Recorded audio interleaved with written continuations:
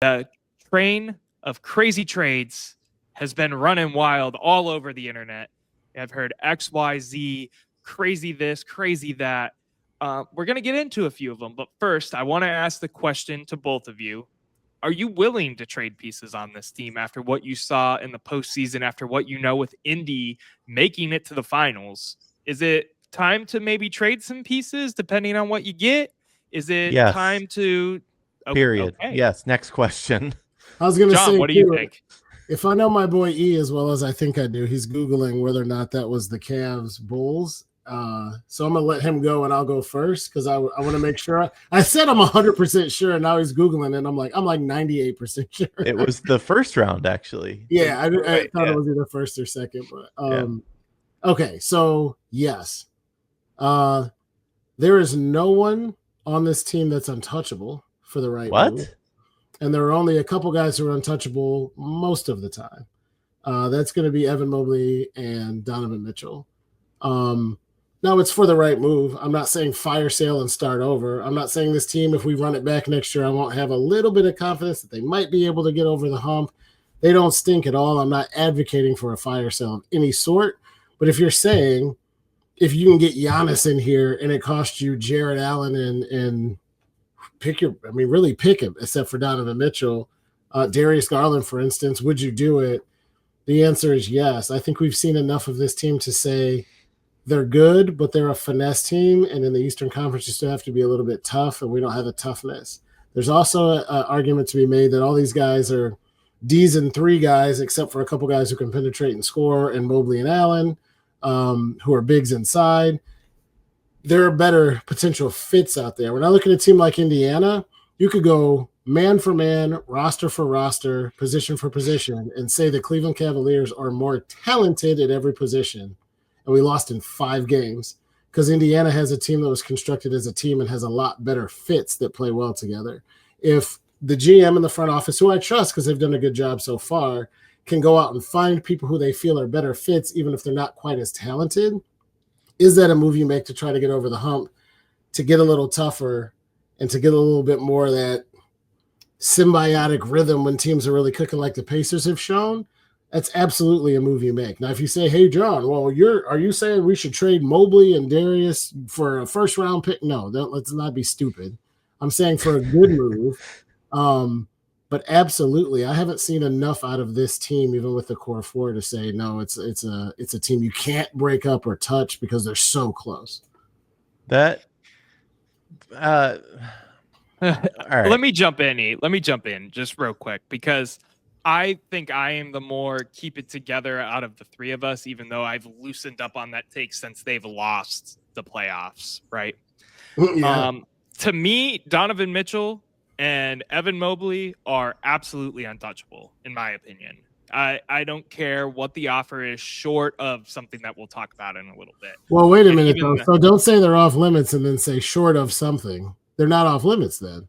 Okay, they're 99.5% off limits unless it is the definition of a Godfather deal that's not going to happen in the NBA. Maybe it won't happen, but I think so far we agree with each other. Keep going.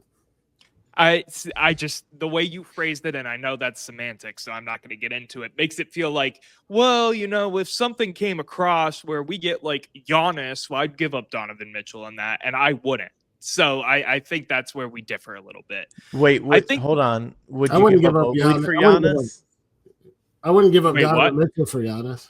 Would you give up Mobley for Giannis? Yes. No. What? He's too young. The championship team. Who are you saying what to, me or him? To him. Okay. Getting Giannis along with Donovan makes us a championship team, period. Yeah, Noah. We're not going to get into our own mock scenarios. There's one thing else that I want to put out there real quick that makes me lean into the thought process of, is it the best idea possible to blow up this roster? I'm not saying it's not. I'm not saying it is. It's not. The Ringer just released their updated top 100. The Ringer, a reputable publication in terms of talking about sports. There are 5 Cleveland Cavaliers on the top 100 list of NBA players right now. DeAndre Hunter at 82, Jared Allen at 57, Darius Garland at 28, Evan Mobley at 17, Donovan Mitchell at 8. This was released today, Wednesday, June 4th. Can I ask you who number 1 and 2 on that list are? I would also like to know where Giannis is on the list, please. Who's 1 and 2, and where is Giannis? Let me look it up real quick. Why don't you guys bicker and talk a little bit more about Giannis? I don't think we need to bicker because I think Erik and I are about to hit you with the same thing. But my point is going to be this. When you come back from that list, whoever you list at 1 and number 2 are not both in the NBA Finals right now. So to be a real GM in the NBA, any fool, you could train ChatGPT to go, here's the all 212 players in the NBA. Number 2's Shy. Number 1's Nikola. Number 3's Giannis. Number 4's Luka. So I'm not wrong. You didn't listen. Nikola Jokic's not in the NBA Finals. That's my point. You said SGA is number 2. I said if you name number 1 and number 2, they're not both in the finals. Oh, I get what you're saying. And the reason I'm making that point is, the reason I'm making that point is any fool who can count can take the NBA power rankings for players and pick the best 5 players off of that list for a starting 5. But what Indiana and, frankly, OKC have shown us is that is not the best way to build a roster. The super team in Miami might be the only time that worked. You need role players. You need guys to fill out the roster. And just saying, well, we got 5 top 100 players. Well, we got bounced twice in the second round. Phoenix and Brooklyn are the best examples of exactly what you're saying. Thank you. Right, 100%. No, you're 100% correct. Yeah. So great bully for us for having really good talent, but what has it amounted to? But here's where I disagree with you a little bit, John, because you said that we don't have a team that can play well together. Are you saying every single game during the NBA season was pointless until we got to the playoffs? Because I just don't think that's true. I think we have a team that played plenty well together. They even shut down the critics that said that Donovan and Garland can't play together. Mm-hmm. And I think we got bounced because we have a team that is soft and doesn't want it enough. I don't think they're not talented. I think they don't have the drive that the Pacers had.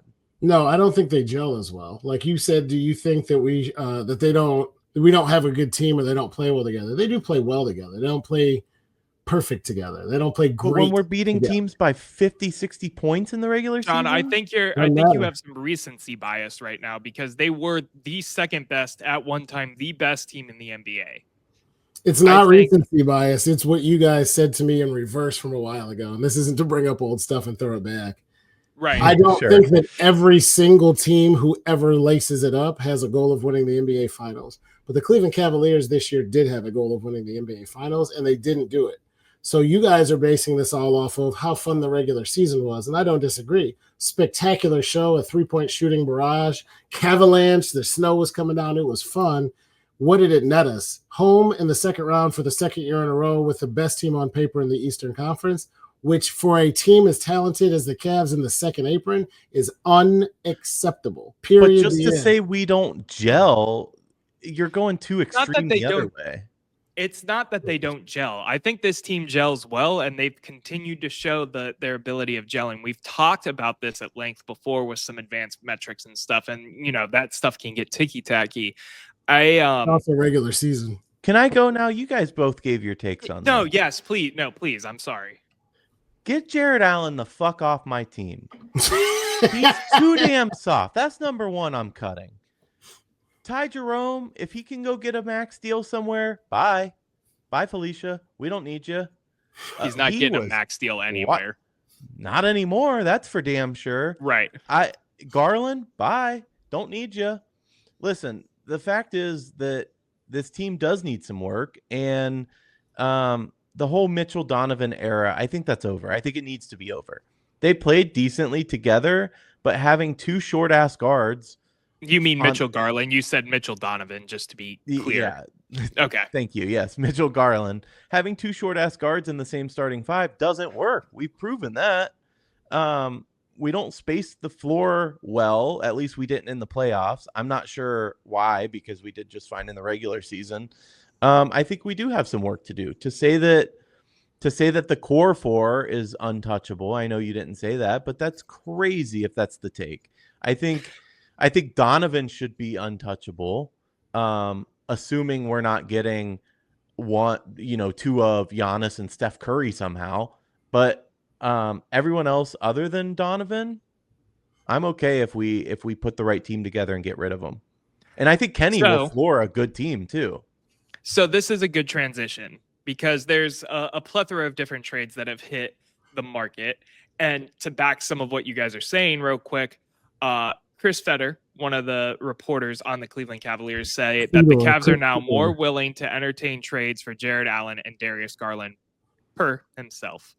So with that in mind, and that's kind of the route that they're potentially taking for the right deal, I have presented and pulled 3 trades that two revolve around Garland and Allen, and then the other one is a crazy one that I think has broken the internet, and I'd like to get our reactions off of it. So the first one was, I'm just going to go in chronological order. Darius Garland, there is a trade and a framework that involves Jalen Suggs and Darius Garland. Jalen Suggs, the guard from the Magic. What do we think about a trade like this? John? Yeah, just because we have a habit of correcting Noah's English, his name is Chris Fedor. He used to be on the Really Big Show, not Fedor, but that's cool. I think I would probably do it. I think I'd probably do it. When I look at the people who we consider core 4 and who's the biggest liability, it's Garland. Not only when he's been healthy has he played poorly, but he's not healthy all that often. Yes, because I know we have more to get to. I think I'd probably do it. Suggs is not quite as good, but Suggs is going to be reliable and available. At least Suggs is also 6'5". Yeah, I was going to say he's bigger. I think I'm taking size just for that matter. I didn't know that's all. Holy shit. Point-wise, Suggs averaged 16.2 a game. Darius was somewhere around 20.6 a game. Yeah, just taking size. Like, I don't think that hurts us that much. Obviously, he's not as good of a shooter, but taking size all day. We need to get something like that for Garland. He can play that like Nimhard role in a series too, better than Garland, who's like on the bench with a sprained toe for 5 games. The only issue with Suggs, John, I think you touched on it the wrong way. Suggs has had a lot of injury issues too, as well. That's not to say that he couldn't come here and not have those issues, or vice versa with Garland as well. But he has had his fair share of injury issues in Orlando. He also, just little factual statement real quick, played basketball in my area for a year. He played at Spire with one of my football teammates, which is crazy. And he's also the guy that jumped up on the stage during March Madness when Gonzaga hit that game-winning shot and he hit it. Mm-hmm. So there's some extra Jalen Suggs information for you. You guys ready for the next trade? Do it. Sure. Would you do it? Hold on. Did you say if you would do it? Not for Suggs. I don't think Suggs pushes the needle for me where I would want to do a trade. I would have to see what the other pieces and parts are. If we get more depth out of it, I think it could make sense 100%. But if it was Garland for Suggs straight up, I would hang up the phone personally. Okay. Trade number 2, a little more broken down. There is a proposed trade in which the Golden State Warriors would send Moses Moody, Gui Santos, Tracy Jackson Davis, and a projected first-round picks in 26 and 28 to the Cleveland Cavaliers. In return, the Warriors would receive Jared Allen and Craig Porter Jr. via Heavy Sports. I did not 100% verify this one, but it did blow up, so I wanted to cover it nonetheless. I would think that the thought process here is having those picks and Allen's contract off the books to go then make a bigger move. What do you think of that one? Yeah, I mean, I don't think you're getting much out of those players. You're getting some size again in return for Allen, but none of them get me very excited in terms of actual playing. Like you said, the picks and getting Allen's contract off the books, we're pretty far into the luxury. So in order to make moves, things like this probably have to happen. I think I'd be most excited to see Moses Moody if it were me, but it doesn't get me that excited. I will say that Trace Jackson Davis was shot 57% though this past year. Granted, he averaged 6.5 points a game, but still, that's kind of cool. That's a pretty good shooting percentage. For sure. John? We had a little bit of depth. You give up 2, you add 3, which is interesting. I think we proved that the bench, a Max Strus is one thing, but relying on guys to consistently come in off the bench and play well, like Ty Jerome, it could burn you sometimes, depending on how you rely on it and how big of shooters there are. I like the size that we'd be getting. To be 100% frank with you guys, too, I don't watch nearly as much Western Conference basketball as East, so I'm not as well versed on him as I was the last trade we discussed. Tell me this: are any of these guys bona fide, legitimate starting centers? Moody, right? Oh, not really. No. So they're all kind of role player backup, and they're kind of undersized for centers. So I don't. That's what makes me. I wanted to check. I didn't think so, but I don't want to stick my foot in my mouth. The thing that irks me about that deal is giving up a starter who's actually an all-star caliber regular season player, even though he didn't show up in the playoffs, to get a bunch of rotation depth guys. I say no to this one. It just doesn't do enough for me. How tall is Jared Allen? 6'9", 6'11" or 7 foot. 6'9". He's only 6'9". No, Jared Allen's 6'9". Did you just look it up? You want to bet dumplings? Oh, a lot of typing and a lot of silence. Here's all you need to know about Jared Allen. 6'9", wingspan 7'6". You're right. When you type in Jared Allen into Google, the football player comes up. That's all I need to know. Get him off my team. He's too soft. Football player. Did you spell Jared Allen the wrong way? Or did you say Josh Allen? No, Jared Allen of the he's a former football player. He played for 12 seasons and went to 4 Pro Bowls. How did you spell Jared? Jared. It's Jarett for Jarrett. I know, Allen. But that's not the point. Most people are going to spell it how I spelled it. No. If you don't know your NBA players, now your face is It was a quick way of doing it. Yeah, right. Okay. Face on me, fair enough. But my point stands. Get him off my team. I don't think I would do this deal either. It entices me a little bit because what would we be doing with those picks? Because I don't think that they would be using those picks. I think they'd be using those in some sort of trade to get something bigger. But yeah, it doesn't push the needle for me as well. Now let's go to crazy insano world. You guys ready? No. Bring it. This is going to be a mouthful. Oh, Offer number 2, Cavs form new star trio in Cooper Flagg, Evan Mobley, and Darius Garland. Dallas gets Donovan Mitchell, a first-round pick via the Lakers, a first-round swap via the Lakers, a first-round swap via the Lakers. The Cavs get the number 1 pick this year, Javon Carter, Gabe Vincent, Maxwell Kebler, PJ Washington, Daniel Galladford. The Lakers get Jared Allen. The Bulls get Dalton Knecht, Caleb Martin, second-round picks galore for helping out with this trade to be facilitated. Would you do this trade, yes or no? No. Obviously not. Ridiculous. I will say that getting PJ Washington is my favorite part. I mean, Cooper Flagg, yeah, but I like PJ Washington. Look out. He's probably going to be a Warrior next year at the tune of like $46 million. But no, of course not. You're trading the only guy that is sacrificing everything to fucking win now to get a bunch of maybe and some okays. Like this this reeks of 2 things for me that are Cleveland. One is radio guy who always calls in and goes, first time caller, long time listener. Why don't we just take our entire roster and 7 draft picks and see if we can get, Michael Jordan to come out of retirement? And it's like, what are you talking about? Like, people aren't just going to give up their best player because you put a bunch of shit in a box and shake it up. And because the math works on the NBA trade machine. But the other thing that I don't like about this is if I just had a conversation with you two and Noah got like, not offended, but he hit me with like a, whoa, I wouldn't do that, for saying we would trade Donovan Mitchell for Giannis Antetokounmpo. Why? It wasn't even Donovan. It was it was Donovan. But he said Donovan.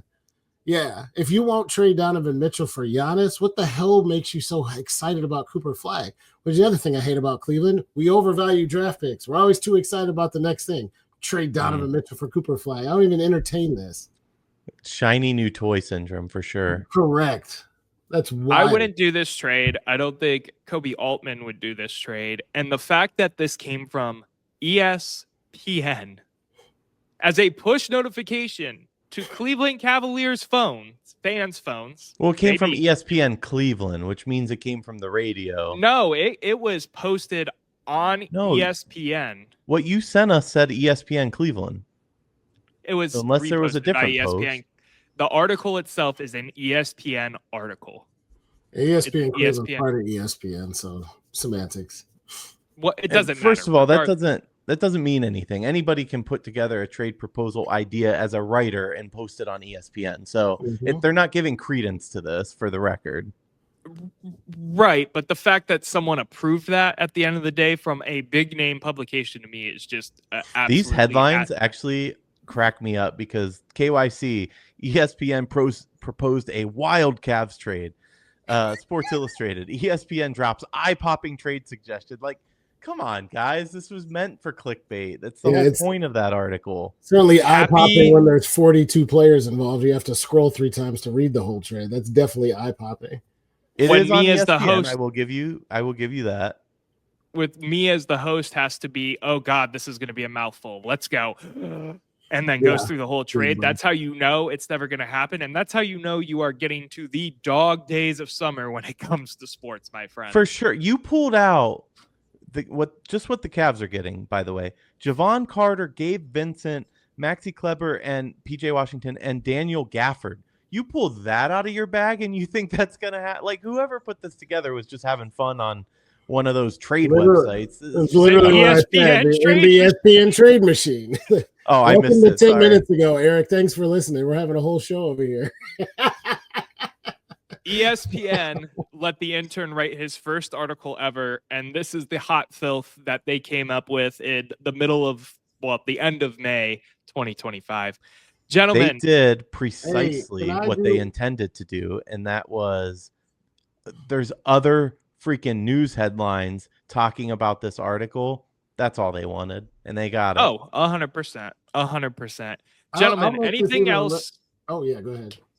Anything else Cavs-wise you want to dive into before we wrap this show up, go to final thoughts and takes? The only thing I was going to say is that I would not, even if you told me Cooper Flagg was going to be the best player in the NBA in 6 or 7 years, you're still giving up on this window for the draft. That's one of the things too. Like, not only is there no guarantee he's going to be good, but it's going to take time. Even if the dude is the next if you're Luka, saying he's going to be the next best NBA player, so we're talking the next LeBron, the next whatever. Maybe LeBron's out there because he's the GOAT, but the next Giannis. LeBron, but you're saying you don't take that? At that point, you have to. If he's not blowing up, you would be blowing up a championship contender in the current 1 and 2. We're not contending for shit based on the team I just saw in the playoffs, but go on. Well, they're a contender. I'm not saying they won it. When you look at the NBA, definitely a contender. You can't argue that. Thank you. The second thing I would say is it's going to take him time. My point isn't if he comes out and he's the best player in the NBA next year, then obviously you do it. My point is it's going to take him 5-6 years to get to that level minimum. And that's a long time to wait with the team you blew up just to draft him. You have to do the whole Kyrie Irving thing where you suck for 3 years while he figures it out and then get good again. When all of these guys, that was tough. But the best player, I don't know. It's like when you guys said today, and I didn't know this, that we passed on SGA and could have had him. Yeah.